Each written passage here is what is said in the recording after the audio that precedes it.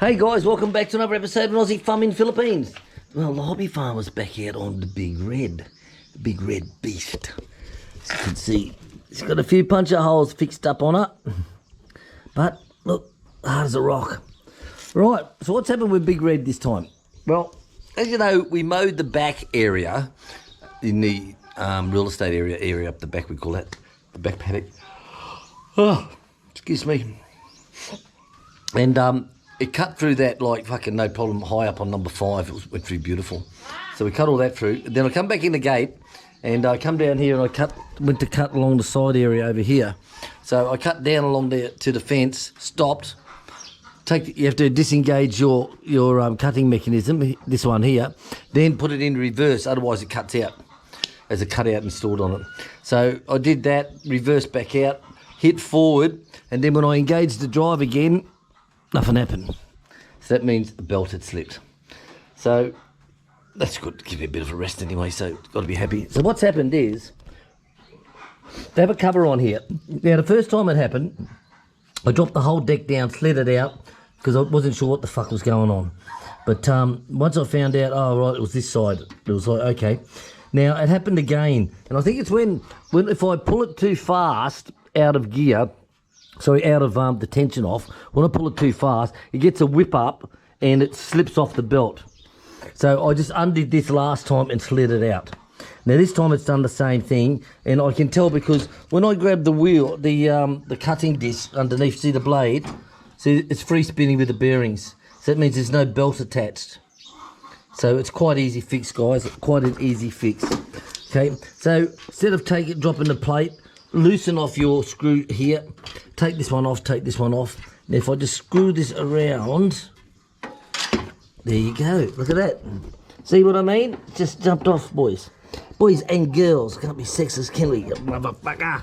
Come on, get in there. I gotta use 2 hands on this one. So that's how easy it is, guys. Just a little simple thing like that. Now I always put the guards back because I believe there's a reason they put them there in the first place. So just excuse me a sec while I get this. Maybe I can do shirt cam. Here we go. So put this on here. Oh, there we go. Done. Let's have a look at that under there. All right. Tension's on the front again. Yep. Oh, look at that. Man, that's nice and tight. Snaze and tighten. Snaze and tighten. There you go. Oh, I'm happy with that. So maybe the belt is a little bit stretched, maybe, I don't know. But when I put the pressure on, see. Oh, look at that. That's rock. Yeah, that's beautiful. That's rock hard tight. Look at that. Absolutely beautiful.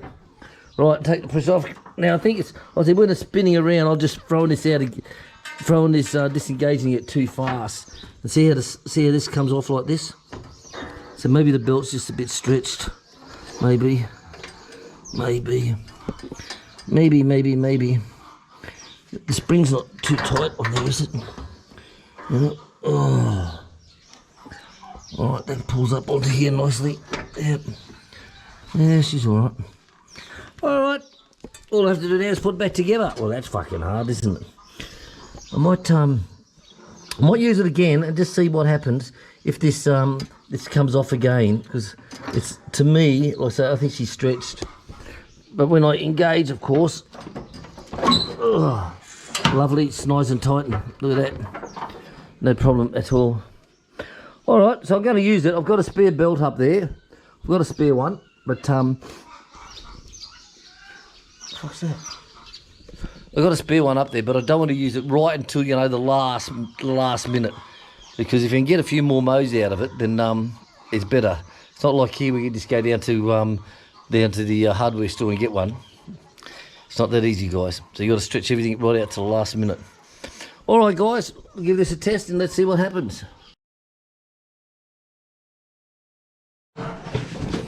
Right, all back to normal. Let's try the old beast out. Neutral, let's engage, aid, down, up, turn the key. Nothing. Why?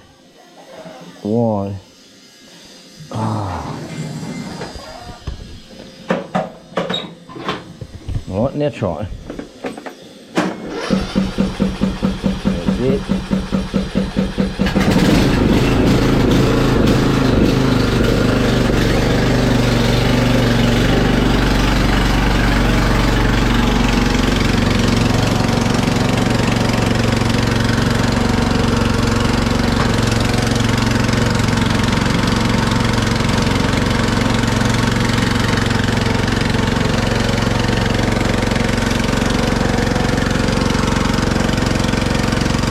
What happens, guys?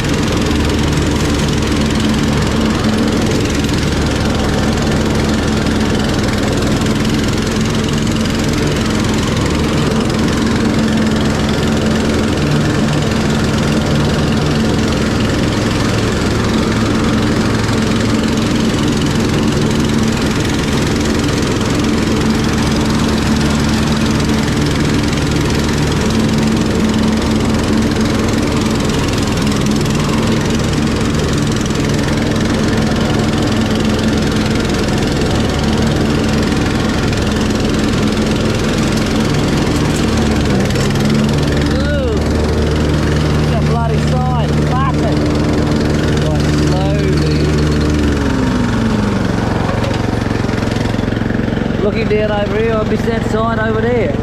That's it. That's it. Right, now we've disengaged it, so we'll see what happens now.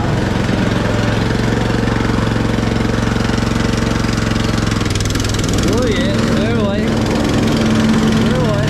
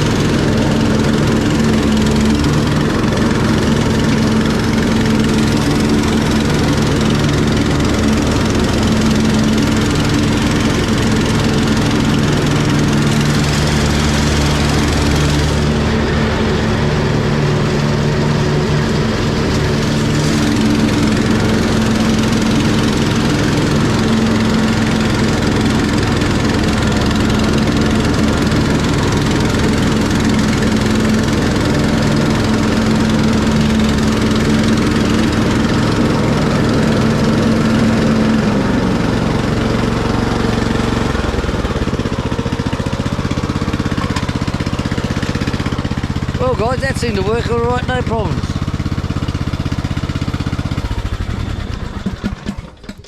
That seemed to work alright, not an issue at all. Right, so I'll go up the gate, I'll go and do Alfredo Mary Lou's. I always do their path for them. So if I cut it down nice and low, it actually dries from all the mud, you know, all the rain that they've had. And I'll get all this stuff all picked up, all the branches picked up, and coconuts, and then after lunch I'll be able to come out and hit the bastard. So that was a simple repair. Was it? You have to know everything. When you're a hobby farmer, you have to repair everything yourself, guys. You can't rely on others, you know. It's like being on a station out in Australia, you know. You can't, you know, you're a couple of days drive into town to get there, so you can't just say, oh well, fuck that, we'll just take it into town. You got to repair it all yourself. And if you don't know how to do it, go onto YouTube and just Google on YouTube and how to remove a deck off of a Craftsman, you know, or something like that, or just whatever. Just keep looking and looking and looking. You know, my engine's experience is in small engines. I did a small engine course when I was in the RAAF in the Air Force, Australian Air Force. I did a course there on a resettlement training, so I could actually repair 2-stroke engines, 4-stroke engines, chainsaws, whippersnippers, and all that stuff. So I did that in my own time, and the Air Force paid for the course. You know, it was all out of hours and all that shit. Then 6 months later, you got your certificate, and you said, thank you, he's a small engine mechanic. I ended up opening up my own business, and I was selling lawnmowers at the markets. Then I was going into spare parts. So I'd go to a wholesaler who dealt in all the, the aftermarket parts for lawnmowers, and I'd buy Victor and Rover and MTD blades. I'd buy them at like 1,000 at a time. And in them days, they were like $1 a pair. And I'd sell them for $2 a pair. In the shop, they were $5. So, you know, people were actually getting stuck into it. So that was plus all the bolts, the whippersnipper wire, all the parts and everything you could think of, spark plugs and fucking modules. So every Saturday and Sunday, I used to do the markets. Set up, we used to have 4 tables set up on trellises, me and the wife. 4 tables set up on trellises, and we had a marquee tent, and on it had big signs that said discount lawnmower parts. And because we're at the same markets at every time, if it's only once a month on a Saturday, then we're always there that once a month for Saturday at Jimmy Cocker-Suckalong. You know, we're always there, and people knew, and they'll just come and buy. And we actually we'll take the trailer of all the parts when we go on holidays, and we'll drive all the way up through Queensland on our holidays, and we just follow the markets and do the markets every Saturday, Sunday. And of course you get all these people who come out and say, you know, I've been doing this market for 10 fucking years, you know, I've got the monopoly on this. What gives you the right to come here? Fuck my dog, mate, just piss off. You know, and they look at all your parts and they go, I sell 10 times this I sell on a Sunday. Well, you better go back, mate, because people have been wanting to buy off you. So if I was you, go back to your table. Fuck off. You know? But it was good money. Seriously. It was bloody good money. You know, buy a lawnmower off of someone, and when we set up the stall, because it's still not open to the big public crowd, I'd go for a walk around and look at everyone else's, you know, all their trash and treasure shit that they're selling. And if there's a lawnmower there that's not too old, you know, it's not like 30 years old type shit, and I know I can repair it and rebuild it and get it going. And a lot of times it's only spark plugs, air filters. A lot of times, spark plug, air filters and fuel. That's all it is. You know, those things. So sometimes I brought a mower for like $10. So I'd take it for $10, mate. And it's like, so give me $10. And I'll take it back and I'll get it going and I'll sell it for $100 fucking an hour later. You know, it's that simple. But the big ride-ons, they're a bit of a different story. So I had to learn from that. But you learn it each time you do it. And I said, now I don't have to take the deck off. Now I can just undo the plate on the side, just flip it on and put it back again. But I'll keep these plates on because there's a reason for it. You know, there's definitely a reason for it, so keep it there. All right, guys, it's coming on to 11 o'clock. I want to clean up, get everything done ready, so this afternoon I can get this done. There's no rest days on a hobby farm, mate. There's no rest days. Every day is a work day. But I wouldn't give it up for quids. Never let your dream die. And Sue, happy birthday again. We'll put one of your videos up here. Maybe a moose pie or something like that. See you guys.